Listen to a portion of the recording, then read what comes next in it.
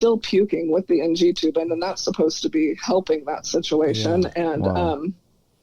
so then all of a sudden I'm being rushed to surgery, and like my last memory is my mom's praying over me. My husband's on the other side. They're, rushing me into the OR. And the memory I really have is how cold it was in there and how good that felt like on my face, because, when you're puking for 2 days and you're sweating, and it just was so soothing to me. And then, the next memory I have is midday, I think, because I was towards like maybe lunchtime. And then I think my surgery was maybe 4 hours. And I remember waking up and my surgeon was holding my hand and telling me everything was going to be okay. And then I don't remember anything after that until I wake up the next time. I fell back asleep, and it's late at night, it's dark, and I don't know what happened to me. They told my mom and my husband and my family to go home and get some rest because I would sleep the whole night. Well, I wake up, my cell phone's there. I call my mom. I'm like, what's going on? I don't know what happened. Yeah. And she has to tell me on the phone that I have a colostomy bag. I almost died. I had a hole in my colon the size of about a dime. Wow. And I was literally filling up with my own waste. And that's what I was puking. That's what my urine was. Yeah, it was traumatic, to say the least. Because you said there was a hole, like an actual hole. Yeah. Yeah, the diverticulitis, which was caused by all the antibiotics, literally ate a hole in my colon. Yep. And so that was just the beginning, though, because the treatment I got in that hospital was absolutely traumatic. Like, they just did not take care of me, from my catheter getting infected to they let me lay there for almost 10 days without getting me up out of bed. And, I have IVs piggybacked. I don't know if you're familiar with that, but I have them in both arms with several medications going in me. I was depleted of everything, enzymes, zinc, all of it. And I was critical for a couple of days. And then, so they didn't get me out of bed or anything. So I had to have physical therapy to teach me how to walk again before I could even get released from the hospital. And you don't realize in that short amount of time, you lose your senses and what you're doing. And so, then I get out of the hospital almost 2 weeks later, and it was just hard. I checked out of life for 3 months because the colostomy bag just threw me off. I wasn't accepting of that. I didn't want anything to do with it, and I wouldn't even touch it. My parents live next door to me, and they'd come several times a day and clean it for me. Like, I wanted nothing to do with it. I was just, that sucks. It makes me feel terrible now because I should have been just thanking God that he spared my life, but I was not. I was not thankful to be alive at that moment. I was just disgusted with my life. How old were you at this time? I'm 30 years old. Okay. And I turned 31 later in the year. So, yeah. And my kids are, in kindergarten and third grade, and they're having to watch all this go down. And that's what kills me the most, is just that they worried about me and stuff. And that's hard. Yeah, for sure. It's a hard pill to swallow. Yeah. But then, my surgeon's telling me once we have this reversed in 3 months, you're going to get your life back and things are going to get better. And so I counted on that. I really did. And then once that was done, I was obviously thankful that everything could go back to normal. But then that's where the trauma started really creeping in. And that's when I was really mentally in a bad place, having to deal with all of that and just not understanding what even happened. It was hard for me. And then I was diagnosed with PTSD in 2014. They tried to put me on all these medications that I absolutely refused. I was just not doing that. Yeah, at that point, you've basically are over medication, Exactly. Because that's what did this to me, And so, I depression, was terrible. And just trying to understand and navigate PTSD. I knew about it, but I didn't think it was ever something I was going to have to deal with or experience, and just the nightmares and just all of it. And so after that, I didn't want to take any of those medications, but my surgeon decided to tell me I should get my medical marijuana card, because that will, I can sleep. I don't smoke, but I do eat edibles, and that really saved my life, because being able to sleep at night, is the biggest thing. When you're up all night just thinking about stuff, or it's too much. And so yeah, that really did help me a lot, but it wasn't a cure-all, of course. Yeah, so right. So then between 2014 and 2018, and then also I didn't mention, I have a lot of adhesions that started growing back, scar tissue, like almost immediately after my surgeries. And my surgeon told me, you know, you're going to have pain from this. It's something you're going to have to just deal with in life. After about 5 years, you're probably going to have to go in surgery and have it all cleaned up. Like, some people get more than others, and I apparently am a really bad case of that. So, I mean, I live in pain to this day, and actually I have a surgeon appointment next month and hopefully another surgery coming. Yeah. So, but yeah, between 2014 and 2018, depression, all the stuff, and I gained 140 pounds. Wow. And that was a hard pill to swallow, because, you know, when you don't even notice who you are in the mirror anymore, mentally or physically, it's a Were you thing. just like, what was the cause of the weight gain? Like depression and not being able to do anything, or? Well, depression, not being in pain all the time and not being able to, like, even go shoot hoops with my son, who's just a little kid. It was just, it was terrible. And then the trauma, you know, was always there, always in the back of my head, and just, you know, and your body and your mind are constantly in fight or flight because of the extreme stress. Yeah. And because so, your body will constantly secrete more and more and more of cortisol, which stores everything to protect you, right? Right. So then over time, your body just keeps gaining.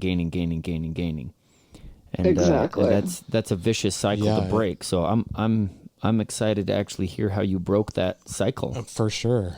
You know, it's almost weird that I did. I feel like, did I really do this like, by myself? But like, looking back on it all, but honestly, it was my kids. I was sick of being fat. I was sick of not being able to do things, even being in pain. Who cares? As long if I'm thinner, it's easier to move around and like, you know, and I just got sick of it. I didn't want to be that person anymore. And I wanted to be more active in my kids' lives and just not feel like, oh gosh, I'm so fat, I don't want to go anywhere. You know, I don't want to go in public, or, you know, things like that. And I just decided I couldn't do a lot, you know, physically, because of just being in pain. And I was told I wasn't allowed to lift over 25 pounds because I could get a hernia. So I was kind of limited, but I knew I could walk. So I thought, okay, I'm going to get a treadmill. And because I was embarrassed to go to the gym because I was just so fat. I didn't want to do that in front of people and stuff. So, but I wasn't even convinced I was going to stick to it. So I bought just a cheap little $50 treadmill off a used one off of somebody in the paper. And I just started walking, and it's so embarrassing. But like, when I first started, I could only walk about 15 minutes on a one setting on the treadmill. Like, it was, but I stuck with it. And like, then maybe a month later, I could walk an hour on a two setting. And it just, did like the weight start coming off and it was noticeable? So that propelled you forward? Yep, that's exactly what it was. Once I seen that it was working, then I was all in. Then it was like, okay, I'm doing this and I'm going to get my life back to an extent, right? Because it's never going to be the same. But so I just stuck with it, and also, you know, cut all my portions in half. I never dieted. I never, you know, did anything crazy. I just got myself moving and stopped eating so much, you know. And it's amazing. It is what like a movement will do. And it's amazing how, like, and when you start to see improvements in your walking and whatever, like how that motivates you and makes you want to do something harder each day. Oh yeah, no, it does. It pushes you, and it helped my mind. You know, exercise is good. You know, you got to move around and stuff. Right. And so, I've lost 107 pounds to date. I mean, it's taken several years, and I gained a little back and I've lost a little, but, you know, I'm happy where I'm at, and I'm still losing. Maybe not as much as I was, but I have about 30 pounds or so to go, and I'll be happy with that. Wow. That's awesome. Thank you. Really awesome. Yeah, that is awesome. Consistency is what I hear. Yeah.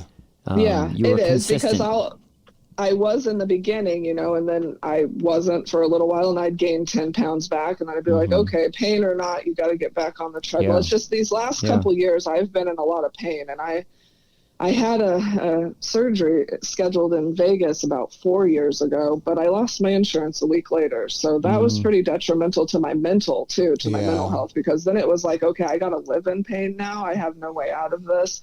So I fell back a little bit, but you know, then I realized I can't do that again. I don't want to go back to that. So then it's just a constant, you know, just making sure you're aware of what's going on with yourself and pushing forward.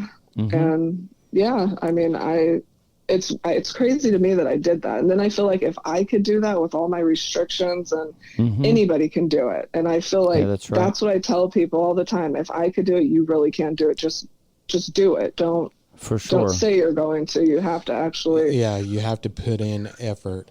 And that's like something the brain injury community, like they tell the brain injury community that not to go too hard ever and stuff like that. So, but I say the exact opposite thing. I say you have to commit to the training day. You have to commit to a schedule, in order to see any improvement. Well, yeah. Yeah, because if you don't commit to it, you're just going to always go backwards. You're not going to hold yourself accountable. Yep, there has to be consistency in order to see progress, and then progress breeds confidence. Yeah, and then your confidence encourages you to do more, right? Exactly. Like it all goes hand in hand. It really does. Yeah, that is an amazing story. There's a lot of people that I feel like don't ever get out of that loop, and they end up, you know, I mean, your situation as you age, if you hadn't lost the weight, you'd end up in a wheelchair. And then your kids would end up pushing you around until you were, you know, old, and then exactly. And just I think about that, like your kids, in my mind, might resent you for that. Like, right. No, that's a scary pill to have to swallow, because they don't understand what's going on in your head, you know. And I have guilt because I did check out for a little while. I was physically there, but mentally I was not always all there. And I'm sure most people wouldn't feel like you were like a burden on them or anything like that, but in my mind personally, that's what kind of drives me forward to this day, like not having to have people do stuff for me is the best thing I can do. No, that is, it's hard to ask for help all the time and just feel like you're dependent on. I was a very independent person, and that it takes me back to when before they, you know, took me to surgery, and I was begging these people to help me. And looking back on that, like, I had to swallow all the pride I had to beg these people to help. And they're looking at me like I'm crazy as I'm laying there dying, you know, and that's hard too. It is. Yeah. You need to know when sometimes you have to ask for help. Yeah. But one of our basic human needs in psychology is body autonomy and independence. That's like a basic human need that you need to feel like you have some control over your body and your actions, right? Exactly. And when all those things are stripped from you, it's really difficult, because you're fighting that human need to be like, I want control over my body, but I am in this situation where I actually need help. Yeah. Right? Yeah. So as soon as you can start doing things on your own, like you did, I mean, you gained it back. You gained back that independence. Which shows your children. I mean, like that's amazing. You're that's showing your great children, lesson for your kids. Totally. That, you know what? I know mom, you know, kind of had a really hard time. They might not understand as hard as it really was up in your mind, but they saw the circumstances that you overcame. And they saw you being consistent in your... That's my awesome. kids even lost weight, you know, not that they were heavy or anything, but my daughter got a little chubby in her early teenage years, and she watched what I did, and she told me, Mom, I want to get on the treadmill. I'm like, heck yeah, get on there. Yeah. She lost 30 pounds, and she looks so Good for great. her, And my son, same with him. So just lead by example. My dad has been riding his bike lately on the trails by my house.